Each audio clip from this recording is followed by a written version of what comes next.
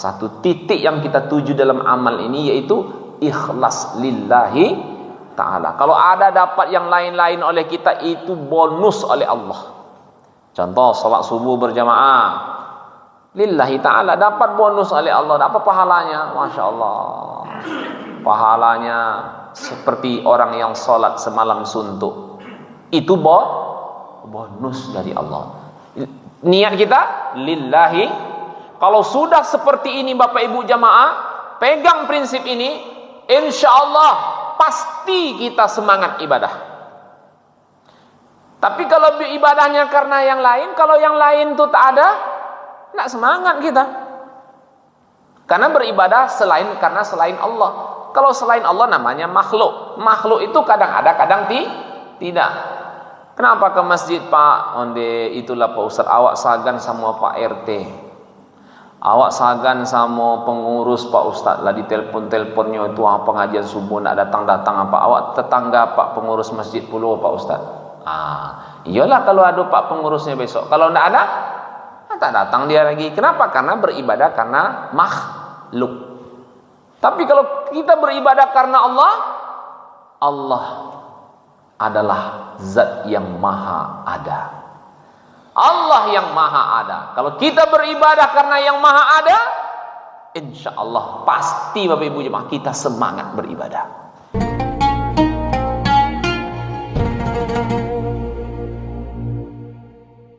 Assalamualaikum warahmatullahi wabarakatuh.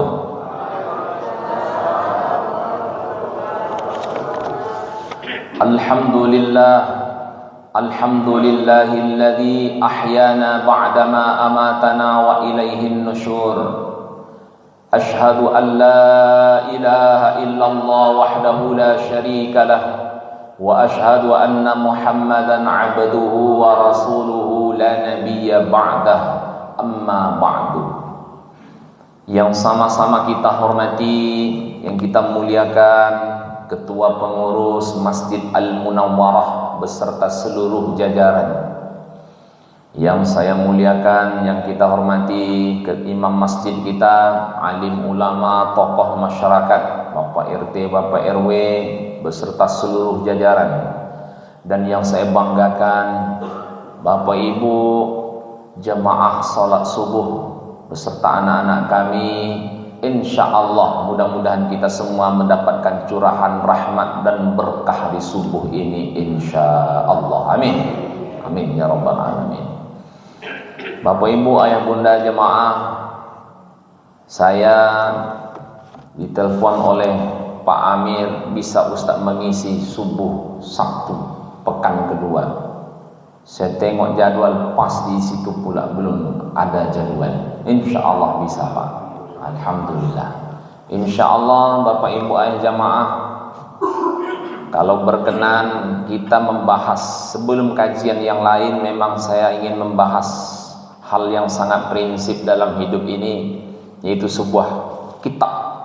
Ada satu kitab yang ditulis oleh ulama, namanya Ad-Doktor Nasir bin Sulaiman Al-Umar. Kitabnya diberi judul Al-Futur. Al-Futur. Kalau berkenan inilah yang kita bahas tuntas khatam kalau berkenan. Jadi ngaji kita pakai kitab, ada rujukannya. Jadi tak bebas kemana-mana ya Pak Ketua. Kajian namanya ngaji, bukan pengkajian tapi pengajian. Bapak Ibu ayah bunda jemaah, insya Allah kita akan membahas kitab ini, namanya Al-Futur. Bukan putu bunda ya. Al-Futur, huruf pakai ra. Al-Futur. Qala fi Mukhtaris Sihah, dalam kitab Mukhtaris Sihah, apa itu Al-Futur? Al-Futur itu makna yang pertama disebut al-inkisar. Apa itu al-inkisar? Rasa malas. Saya bertanya kepada ayah bunda ini, pernah tidak ayah bunda merasakan rasa malas beribadah? Hari ini kita rajin ke masjid, besoknya entah kenapa malas saja hati itu ke masjid. Pernah tidak? Hari ini saya baca Al-Quran Ustaz, besok-besoknya suatu ketika malas saja, datang rasa malas baca Quran. Pernah enggak? Dulu Ramadan Masya Allah Pak Ustaz tak pernah lepas Al-Quran di tangan. Habis Ramadan lepas, habis pula baca Quran. Pernah enggak?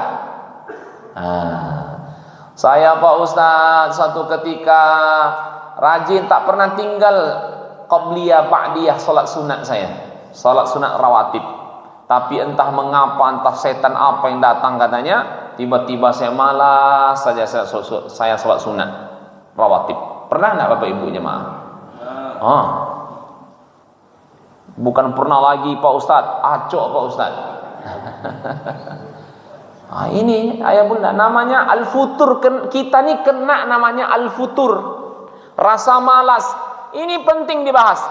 Saking pentingnya pembahasan ini, ada satu doa yang harus kita amalkan. Allahumma inni a'udzubika minal ajzi wal kasal.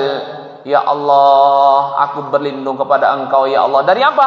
Ajzi, rasa lemah, wal kasal, malas. Lemah, malas itu karakter manusia. Jadi kalau nanti ayah bunda jamaah datang rasa malas beribadah, berarti kena al-futur itu. Saya malas menghadiri majlis taklim Ustaz, kena itu al-futur. Saya malas untuk sholat subuh berjamaah Pak Ustaz. Saya malas bangun, apalagi hari Ahad nih Pak Ustaz. Enaknya tidur, Sabtu ini ya. Enaknya tidur Pak Ustaz. Kena al-futur kita. Rasa malas. Pernahkah kita seperti itu? Pernah, bahkan sering. Ustaz pernah begitu Pak Ustaz? Pernah. Siapa saja yang namanya manusia pasti pernah kena al-inkisar ini, al-futur. Satu, makna al-futur itu rasa malas. Yang kedua, makna al-futur itu wadda'fu, lemah. Lemah dalam ibadah. Ya, tak kuat kita ibadah ini. Saya Pak Ustaz, kalau jalan kaki jogging 3 kilo 4 kilo insyaallah lah Pak Ustaz. Goes insyaallah lah Pak Ustaz. Tapi kalau ke masjid datang lemahnya. Entah mengapa lemah saya ke masjid itu Pak Ustaz. Kena al-futur itu. Betul enggak Bapak Ibu jemaah? Kalau enggak lemah kita beribadah, penuh masjid nih. Seperti hari Jumat kita mimpi. Bagaimana mimpi kita supaya subuh kita ini menyamai sabnya sholat Jumat. Masya Allah. Tak ada alasan sebenarnya Bapak Ibu jamaah kita tidak ke masjid berjamaah. Mengapa kita jogging mampu berkilo-kilo, goes bawa sepeda bisa berkilo-kilo. Ada jemaah nih ketemu saya di Kampar. Ini jemaah Pekanbaru nampaknya nih, goes dia sampai ke Kampar. Saya klakson, kemana Pak? Pak Ustaz. Iya Pak. Kemana? Oh goes Pak Ustaz. Masya Allah, kuat rupanya, ya kan? Ke masjid kadang-kadang hanya berapa meter lah dari rumah, ya kan? Bapak Ibu jemaah, kalau seperti itu kena kita al-futur, ya, lemah dalam beribadah. Kemudian Imam Al-Raghib wa qala Ar-Raghib, dia berkata, apa al-futur itu? Yang ketiga makna al-futur itu sakana ba'da hiddah, diam setelah bergerak. Itu al-futur juga maknanya. Dulu aktif, bergerak, ini dibuat, ini program dibuat. Tak taunya dia sakan, diam, tenang, berarti dia sudah kena al-futur. Jadi ketika apapun program masjid sebelumnya, dia bergerak aktif, buat ini, untuk beramal soleh, untuk dakwah, gerakan dakwah, semangat dia. Tiba-tiba suatu ketika sakan, diam, kena al-futur itu. Ya, Bapak Ibu jemaah yang dimuliakan Allah. Kemudian waqala Ibnu Hajar Al-Asqalani berkata, al-futur itu maknanya juga al-milal. Apa itu al-milal? Bosan. Nauzubillah. Kalau ada orang yang bosan beribadah la ilaha illallah, nauzubillah. Ampunlah bosan baca Quran, astagfirullah, beristighfarlah pada Allah. Saya dah bosan berbuat baik ni Pak Ustaz. Astagfirullah. Jangan sampai. Ini bahaya ini. Kena futur. Kemudian Bapak Ibu jamaah ini yang terakhir, kata Ibnu Hajar Al-Asqalani, al-futur itu maknanya istisqalus syai'. Berat melakukan sesuatu. Berat sekali baca Quran. Berat duduk Ustaz, duduk saya di masjid kok berat Pak Ustaz. Kalau di kedai kopi, nelpon kawan jam 10, yuk ngopi kita, aman sampai jam 12. Nanti nelpon pula kawan jam 2, yuk kita ngopi lagi sampai asar. Nanti nelpon pula jam 5 kawan, ngopi lagi. Tahan lama-lama. Tapi ketika duduk di masjid, majelis ilmu, kok berat saya Pak Ustaz. Berat. Bangun tahajud berat. Salat duha berat. Bapak Ibu jemaah, apa lagi? Pokoknya berat. Berarti kita namanya al-futur. Ya. Jadi intinya al-futur itu Bapak Ibu jemaah, al-futur malas beribadah, lemah beribadah, berat melaksanakan ibadah. Tiga ini intinya. Inilah yang mau kita bahas. Mengapa kita malas beribadah? Mengapa kita tidak semangat? Mengapa kita lemah beribadah? Mengapa kita berat melaksanakan ibadah? Kemarin dalam bulan Ramadan tak tanggung-tanggung semangat, habis Ramadan entah kemana lagi. Iya kan? Ini alhamdulillah Bapak Ibu jemaah, kita sudah berada tanggal 2 Zulqa'dah hari ini. Alhamdulillah. Ya kan? Berarti Syawal sudah lewat. Masuk Zulqa'dah. Tak lama lagi Zulhijjah, bulan haji. Zulqa'dah bulan haram, bulan yang dimuliakan Allah. Ada jemaah kita yang berangkat haji? Berapa orang Pak? Satu keluarga. Alhamdulillah. Mudah-mudahan Allah mudahkan perjalanannya. Dapat haji, mabrur. Kita yang mendoakan, insya Allah mudah-mudahan Allah panggil pula kita ke sana, insya Allah. Bapak Ibu jemaah yang dimuliakan Allah. Nah, kita mulai bahas apa penyebab kita malas beribadah. Inilah kajian kita. Jadi kalau nanti apa pengajian sama Ustaz Nazri subuh Sabtu itu, Bang, pengajian kita tentang mengapa kita malas beribadah, apa penyebabnya kira-kira Bapak Ibu jemaah. Jadi kalau datang nanti Bunda, Ayanda, kalau datang rasa malas ibadah itu nanti malas ke masjid, malas baca Quran, malas bersedekah, malas ikut taklim. Datang rasa malas itu nanti, inilah dia, cari penyebabnya. Insya Allah, mudah-mudahan dengan mencari penyebab ini, kita tahu penyebabnya, insya Allah kita cari solusi. Dokter itu kan begitu. Kalau dokter itu Bapak Ibu jamaah, kita sakit datanglah ke dokter. Sampai di ruang dokter, apa kata dokter? Apa sakit Bu? Sakit perut saya Bu, Pak dokter. Dia tanya lagi, udah berapa lama?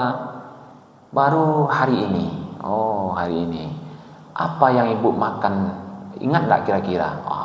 Mengapa bertanya seperti itu dokter itu? Dia ingin tahu, cari tahu apa penyebab. Bapak Ibu ayah bunda jemaah, kita bahas. Di sini ada lebih kurang 20 penyebab. Ini yang mau kita bahas satu-satu. Nah, mungkin tuntas sekaligus. Biarlah sedikit tapi dapat kita ambil, kita amalkan. Bapak Ibu jemaah, pertama, mengapa kita malas beribadah, berat beribadah, lemah beribadah? Pertama penyebabnya Bapak Ibu ayah bunda, adamul ikhlas. Ini penyebab pertama, dan ini yang diletakkan nomor 1. Apa itu penyebabnya? Ibadah kita rupanya tidak ikhlas. Ingat, kalau datang rasa malas ibadah tuh berarti kita bermasalah dengan keikhlasan kita. Hati-hati ayah bunda jemaah tentang ikhlas ini. Apa itu ikhlas? Ikhlas itu akar katanya khalasa. Apa maknanya? Bersih, tanpa noda, itu secara bahasa, tanpa syarat. Jadi kalau ada orang, saya ikhlas Pak Ustadz, tapi pakai tapi, belum ikhlas. Ikhlas itu tak ada syarat. Saya ikhlas Pak Ustadz, enggak pakai tapi, carinya bahasa lain. Apa kira-kira? Pokoknya tanpa syarat, tanpa menggerutu, tanpa mengeluh. Plong. Itu ikhlas secara bahasa. Secara istilah banyak para ulama mendefinisikan ikhlas. Di antaranya yang saya ambil, tasfiyatul amal lillahi ta'ala. Apa itu ikhlas? Tasfiyatul amal, mensucikan amal lillahi ta'ala, hanya mengharap ridho Allah, karena Allah. Itu saja ikhlas. Mengapa ayah bunda pergi sholat subuh berjamaah? Lillahi ta'ala Pak Ustaz. Ikhlas itu. Ini perintah Allah, saya ingin mengharap ridho Allah Pak Ustaz. Itu ikhlas. Mengapa pergi sholat subuh berjamaah pagi ini? Sarapan tidak ada di rumah Pak Ustaz. Kayaknya di masjid sarapannya, apa sarapan kita pagi kok? Berarti sholat subuhnya bukan lillahi ta'ala. Bapak ibu jamaah ingat, apapun yang kita lakukan, satu titik yang kita tuju. Apa itu? Lillahi ta'ala. Dapat sarapan, dapat pahala, itu bonus hadiah dari Allah. Tapi ingat niat kita lillahi ta'ala. Pegang itu Bapak Ibu ya Bunda jemaah. Ya. Di sini ikhlas itu. Makanya apa kata Nabi?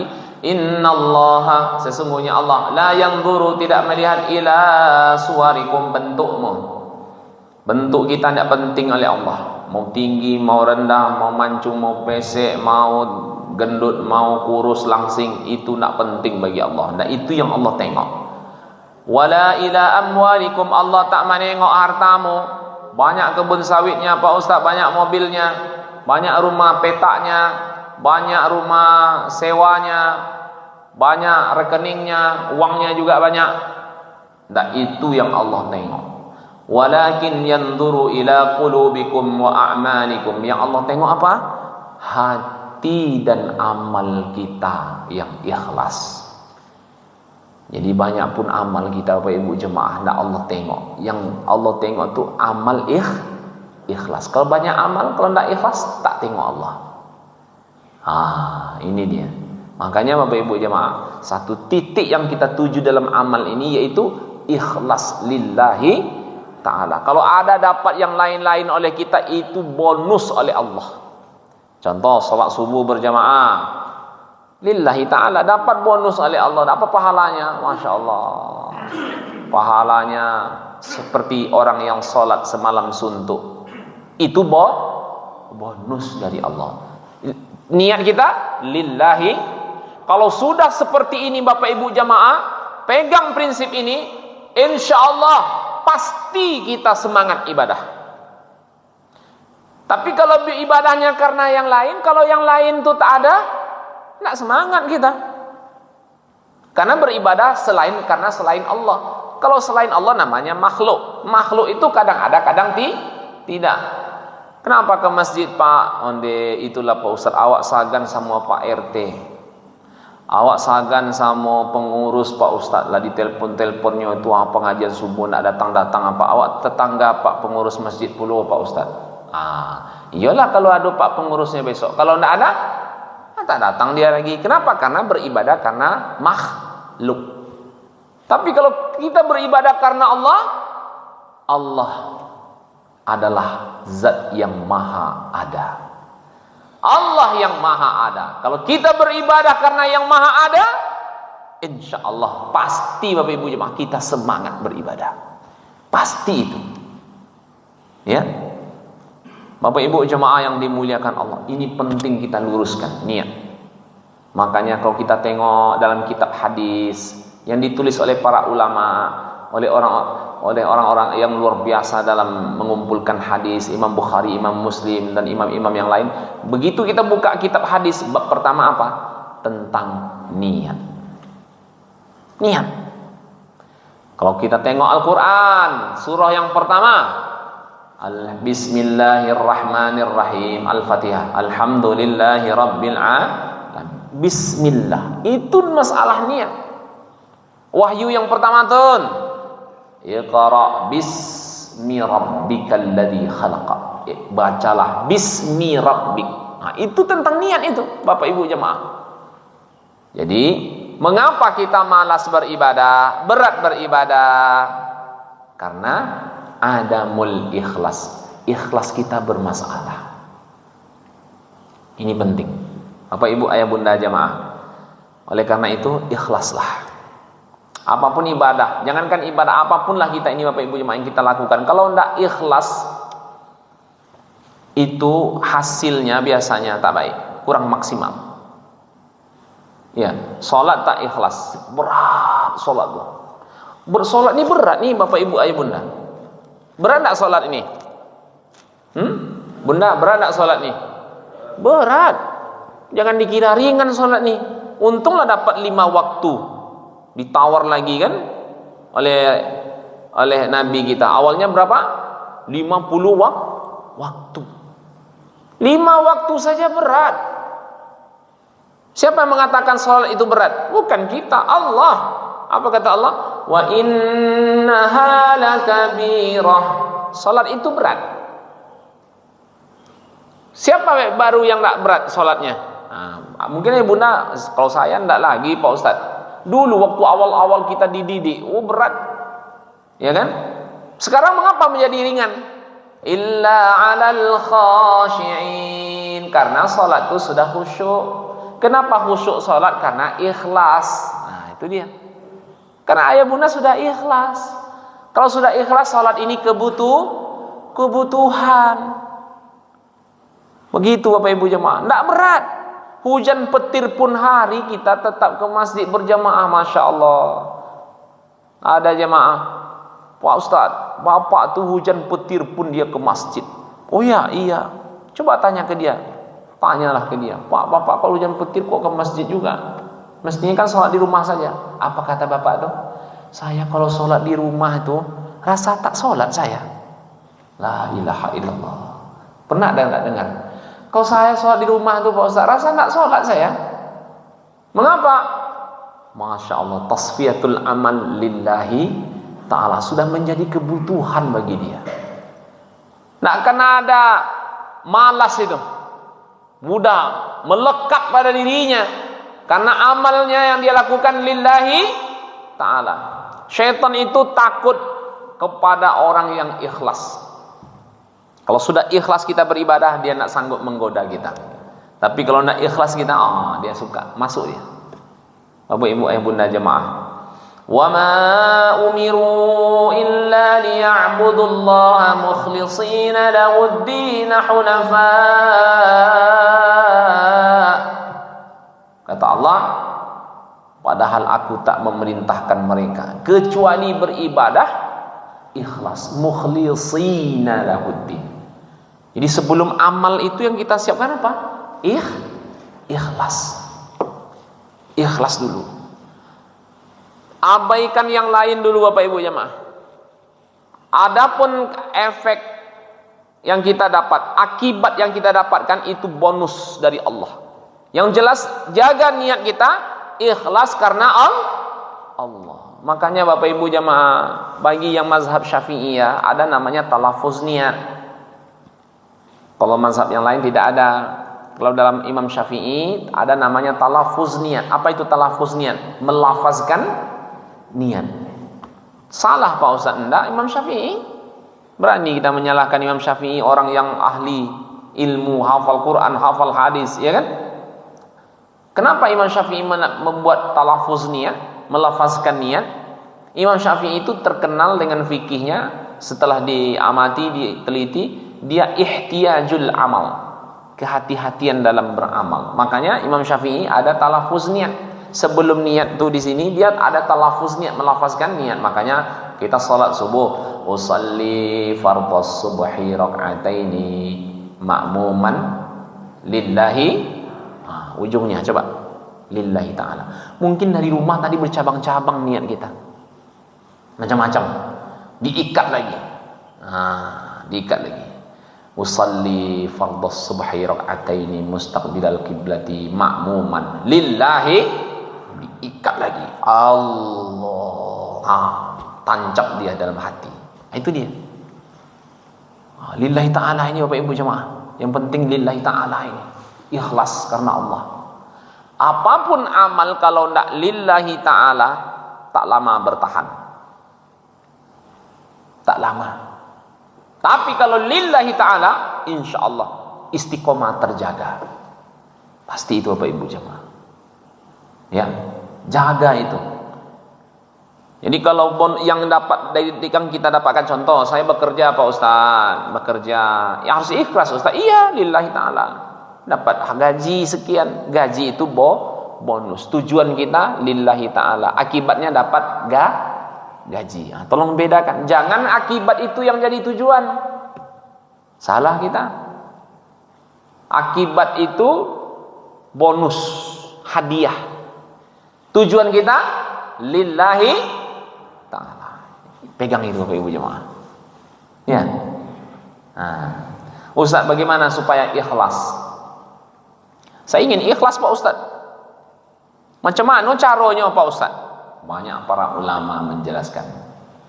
Di antaranya Bapak Ibu jemaah, kalau ingin ikhlas, latihlah. Jangan beribadah ingin diketahui orang. Jadi tujuan ibadahnya jangan beribadah ingin diketahui orang. Persoalan orang lain tahu itu nomor sekian. Yang jelas hati kita beribadah lillahi ta'ala, bukan karena ingin diketahui orang. Hati-hati ini. Kalau kita beribadah ingin diketahui orang, belum ikhlas. Latihlah saya ini beribadah. Latihlah dengan ibadah sirriyah. Usahakan terus berupaya kita ingin rahasia kita dengan Allah. Latihlah seperti itu Bapak Ibu. Kadang ini bahaya juga ini. Nanti tahajud foto, atur timernya, berdoa pula dia. Setelah foto lah posting. Tapi Bapak Ibu jamaah, kalau niat kita itu sudah lillahi ta'ala, ada kemudian di situ unsur litarbiyah. Apa itu litarbiyah? Mendidik anak itu boleh, tapi tetap kita jaga niat. Ya kan? Mama sudah baca Quran hari ini nak. Kalian sudah? Mama sudah baca Quran tadi 3 lembar. Kalian sudah? Itu namanya litarbiyah. Atau seorang guru kepada muridnya, alhamdulillah. Ada yang tahajud tadi malam? Ustaz tahajud? Iya, alhamdulillah. Ustaz bangun jam sekian. Ustaz sudah tahajud. Kalian bagaimana? Kata gurunya. Boleh seperti itu Ustaz? Boleh. Itu namanya litarbiyah. Kemudian yang kedua lifadailil a'mal, memotivasi ibadah. Tak apa-apa. Nanti itu kurban. Ditulis nama di situ kan supaya orang tahu. Itu gunanya lifadailil a'mal, memotivasi. Ini berapa lagi nih Bapak Ibu? Ayo semuanya. Berapa ekor setiap tahun? Berapa ekor di sini ya, Pak Ketua? Belasan ekor, masya Allah. Itu saya tengok masih banyak kosong. Mudah-mudahanlah nanti setelah ini berlomba-lombalah untuk berkorban kembali. Ya kan? Kurban itu bukan sekali seumur hidup seperti haji.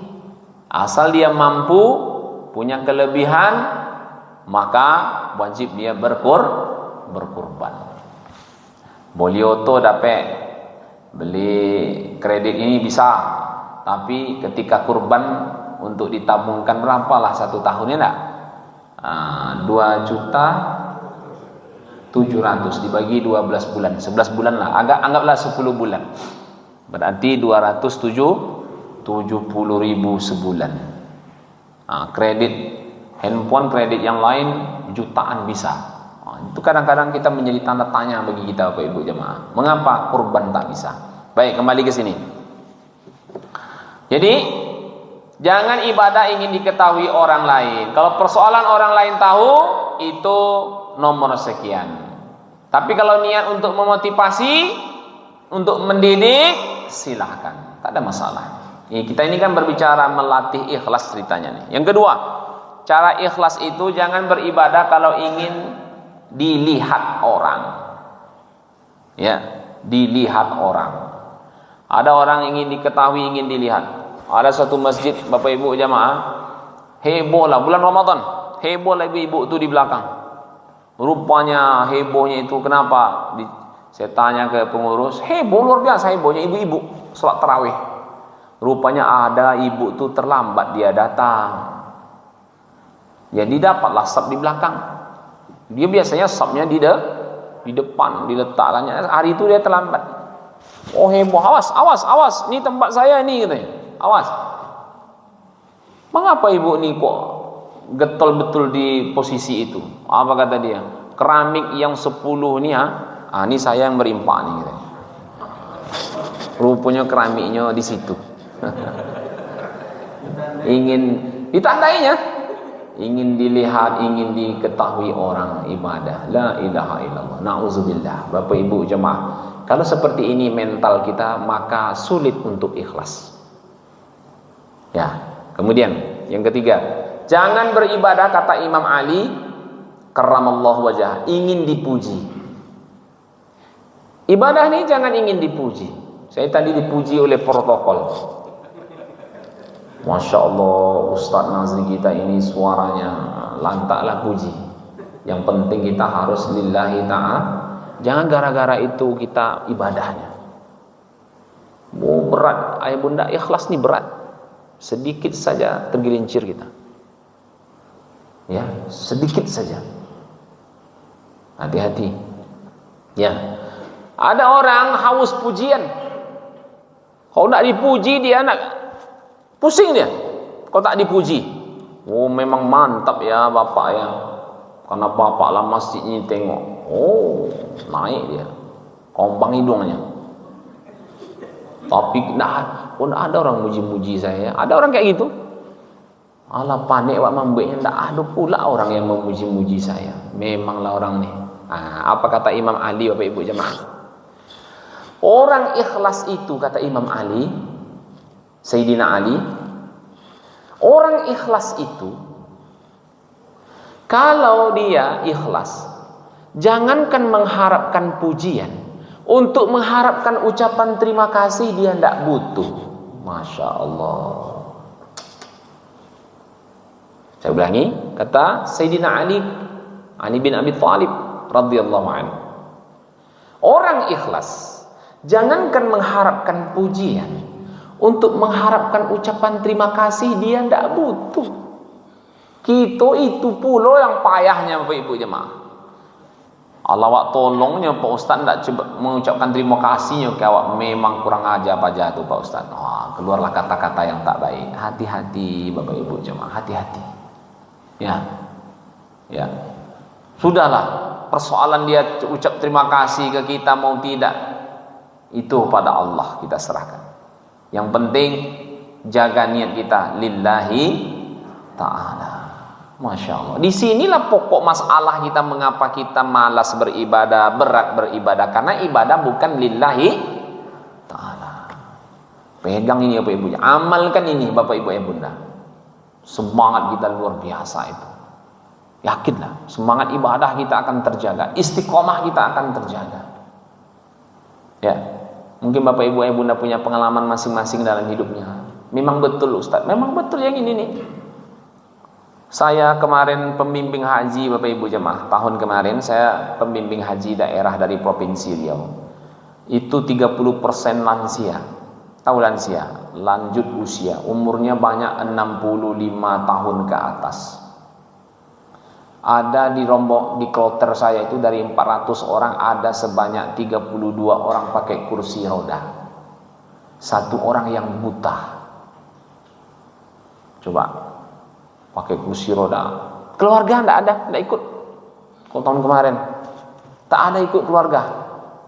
Jadi siapa yang mendorongnya? Petugas nih lah. Petugas berapa orang? Cuma 6. Satu kloter itu 6 dari petugas termasuk saya. Apa yang kami rasakan di Muzdalifah itu kan tidak bisa didorong tuh kursi roda tuh, karena bannya itu rodanya itu terbenam di pasir. Mana bisa berjalan? Ada bapak tuh, biar coba Ustaz, ambo tolong. Begitu didorong, tak tunggu apa tuh. Tahu tatunggi?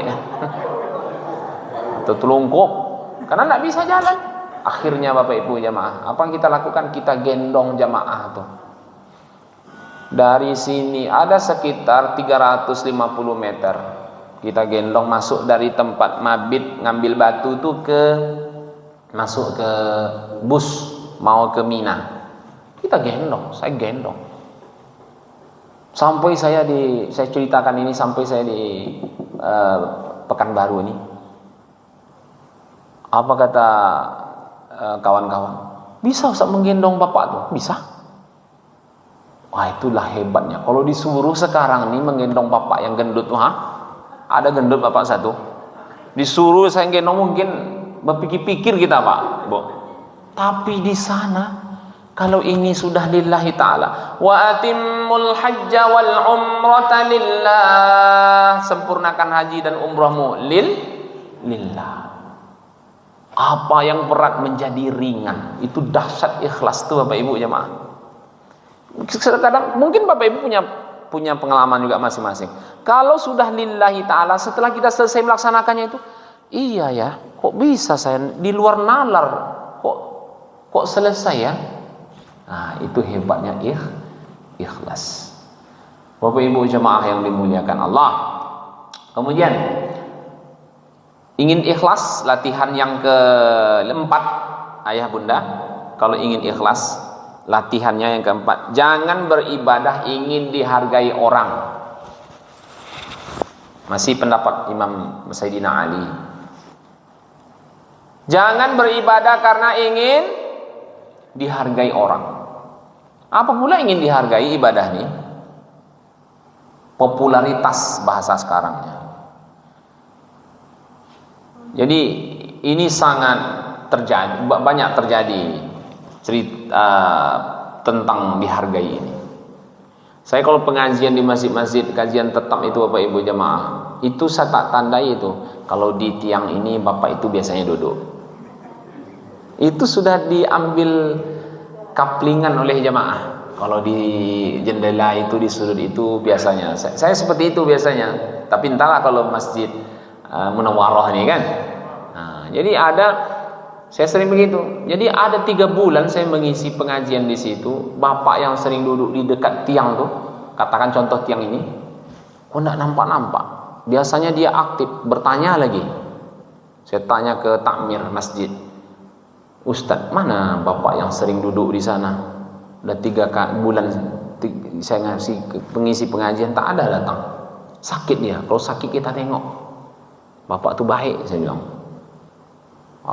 Dia rajin, kita doakanlah. Apa kata takmir? Itulah Pak Ustaz. Apa itunya? Dia tuh tidak jadi RT lagi Pak Ustaz. Jadi apa hubungannya? Bilang, itulah Pak Ustaz. Sejak dia tak terpilih itu tidak ada lagi nampak datang ke masjid. La ilaha illallah. Berarti ibadah karena ingin Ada di kampung saya juga Bapak Ibu jemaah. Malu juga kita. Saya rindu dengan bapak tuh, karena dia orangnya luar biasa lah, masya Allah. Setiap saya pulang kampung, ya kan. Terus saya pulang, saya tanya ke adik saya, mana bapak itu? Sakit dia? Enggak tentu katanya. Jadi itulah, tak dipilih lagi jadi imam masjid. Karena dia sudah tua, sudah apa, jadi dicarilah imam yang lain. Dia bukan tidak di ini kan. Jadi sejak itu tidak ada lagi dia ke masjid katanya. Allah. Ya, Bapak Ibu jamaah, kalau seperti ini pola mental kita, sulit ikhlas itu akan hadir. Yakinlah. Jadi mau dipilih mau tidak, itu tak jadi soal. Yang penting kita beribadah karena Allah. Kemudian yang berikut, yang kelima, jangan beribadah karena kelompok, ta'assub kelompok. Ta'assub kelompok, ta'assub itu apa artinya? Fanatik. Tidak akan hadir ikhlas. Ada orang beribadah karena ta'assub kelompok. Kata Nabi, laisa minna, bukan termasuk umatku, man da'a ila asabih. Dia kalau beribadah mengajak berdakwah karena kelompok, fanatik kelompok. Hati-hati. Bapak Ibu jemaah, di Indonesia ini banyak kelompok-kelompok gerakan-gerakan Islam. Iya kan? Ada namanya Muhammadiyah, ada namanya NU, ada namanya Perti, ada namanya Tabligh, ada namanya Wahabi. Ya bilang ada namanya Persis. Banyak. Silahkan. Tak ada masalah. Itu ingin bagaimana buat ini, buat program ini, bagaimana Islam ini maju. Bagus. Tapi ayah bunda, kalau persoalan ibadah, kita jangan beribadah karena kelompok. Kelompok boleh beda. Kalau sudah masuk ke masjid ini lillahi ta'ala, kadang kita ini Bapak Ibu jamaah dibawa-bawa lah itu beribadah karena kelompok. Saya ini sudah sering mengisi pengajian di mana-mana. Kadang kita ya tersinggung juga kita Bapak Ibu jamaah. Saya pernah terlambat masuk masjid, suatu masjid maghrib, kajian maghrib. Saya pas di belakang duduk salat. Selesai assalamualaikum warahmatullahi, diambil mic oleh imam. Bapak Ibu jamaah, seperti biasa maghrib ini kita ada pengajian. Alhamdulillah ustaz kita sudah berada di dalam masjid. Mari kita luangkan waktu untuk kita bisa mendengarkan majelis ilmu. Apa kata bapak di sebelah saya? Saya enggak kayak gini. Ya, baju biasa, baju koko biasa. Apa kata bapak di sebelah saya? Sia ustadznya. Bertanyanya sama kawan sebelah. Sia ustadznya.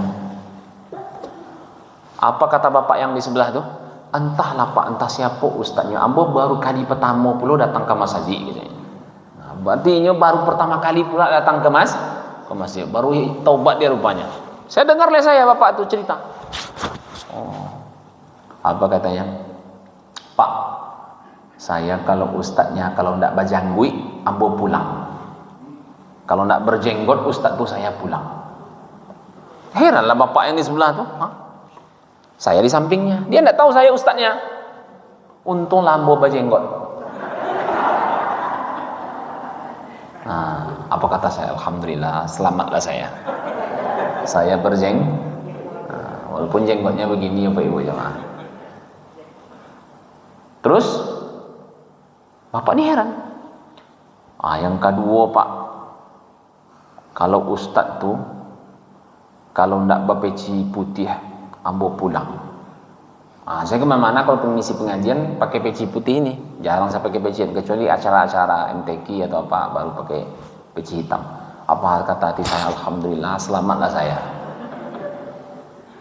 Yang ketiga pak, kalau ustadz tuh celananya di bawah terinjak oleh tumitnya, ya kan? Saya pulang. Heranlah bapak tadi.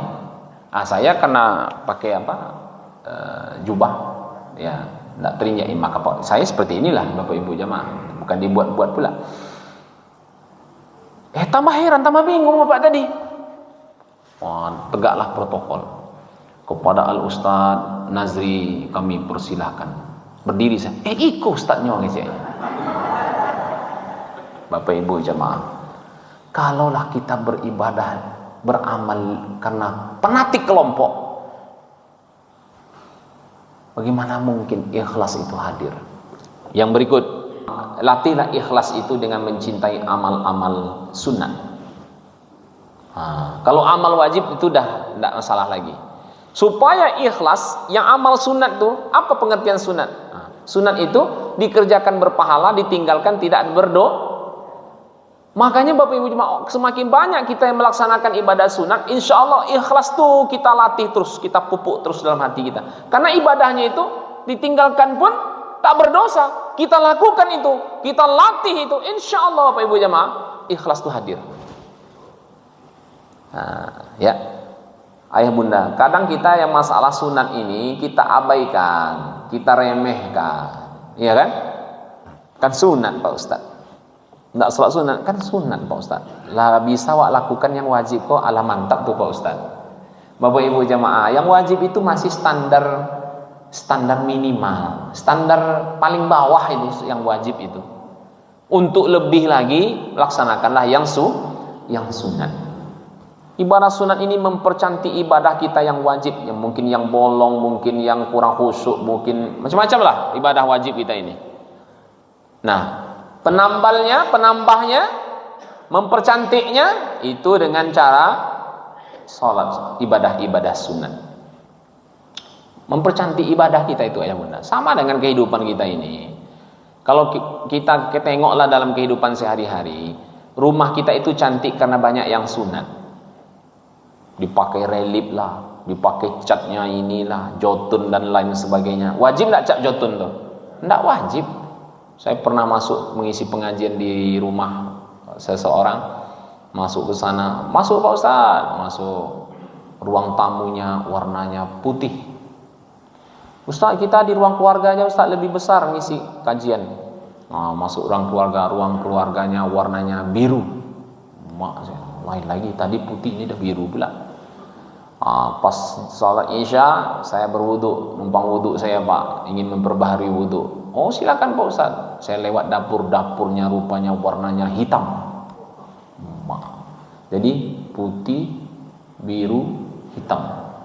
Bertanya saya ke yang punya rumah, Pak Haji, iya Pak Ustaz, memang mantap rumah Pak Haji ini. Baru kali ini saya menengok rumah yang catnya warna-warni. Di kamar apa catnya Pak Haji? Kalau kamar saya Pak Ustaz warnanya pink. Oh, mantap juga ya. Saya tanya, kok bisa begitu Pak Haji? Supaya tidak bosan kita Pak Ustaz di rumah nih. Jadi kalau warna-warni itu kan cantik ya. Supaya tak bosan, supaya cantik, supaya indah. Padahal itu sunat, wajib tidak warna-warni itu. Tapi itulah dia. Ibadah begitu juga Bapak Ibu ya Bunda. Kalau hanya subuh, zuhur, asar, maghrib, isya, ya kan? Itu hanya standar minimal, standar paling kecil. Supaya indah ibadah kita nanti ketika dihisab oleh Allah pada hari kiamat, supaya banyak variasinya, maka adalah salat-salat sunatnya, ada salat sunat qabliyah, ada ba'diyah, ada salat sunat duha, ada salat sunat isyraqnya, ada salat sunat tahajudnya, ada salat sunat tasbihnya, ada salat sunat taubatnya. Silahkan Bapak Ibu jemaah. Memang itulah yang melatih keikhlas, supaya ikhlas kita. Ya. Bapak Ibu ayah bunda jemaah yang dimuliakan Allah. Nah, inilah cara-cara oleh para ulama bagaimana kita melatih ikhlas. Terakhir, cara melatih ikhlas itu yang terakhir, ikhlas itu tetaplah kita semangat, latihlah baik di depan orang ramai maupun ketika kita sendiri. Kadang-kadang kita depan orang ramai semangatnya luar biasa, kita sendiri sholat aja lah contohnya, ya kan, depan orang ramai sholatnya masya Allah, gerakannya luar biasa mantap gerakannya. Begitu sholat sendiri, super medan kata orang. Allahu Akbar, subhanallah. Belum lagi selesai subhanallah azimiyah, selesainya ketika sami Allah. Pernah enggak kita seperti itu? Saya pernah dulu seperti itu bunda, disuruh ketika sholat sendiri seperti ini sholat kita, Allahu Akbar, subhanallah azim. Di sini selesainya subhanallah azim, sami Allahu liman hamida, rabbana lakal hamdu mil'us samawati wa mil'ul ardi wa mil'u ma syi'ta min syai'in. Ya kan?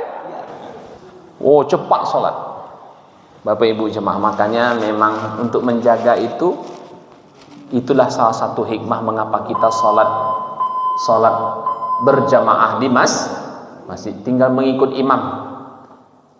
Enak jemaah tuh, sholat jemaah tuh. Bacaan Al-Fatihah Bapak Ibu ditanggung oleh imam, bacaan ayatnya ditanggung oleh imam, tinggal ikut aja, ya kan? Nah, kalau di rumah belum tentu setenang itu kita sholat. Baik Bapak Ibu jemaah, inilah penyebab pertama mengapa kita malas beribadah. Mengapa kita berat beribadah? Ini penyebab pertama. Adamul ikhlas. Ibadah kita tidak ikhlas. Demikian, mohon maaf lahir batin. Mudah-mudahan kita semua sehat walafiat. Allah mudahkan segala urusan. Allah luaskan rezeki. Subhanakallahumma rabbana bihamdik asyhadu an la ilaha illa anta astaghfiruka wa atubu ilaik. Walhamdulillahirabbil alamin. Mohon maaf lahir batin. Wassalamualaikum warahmatullahi wabarakatuh.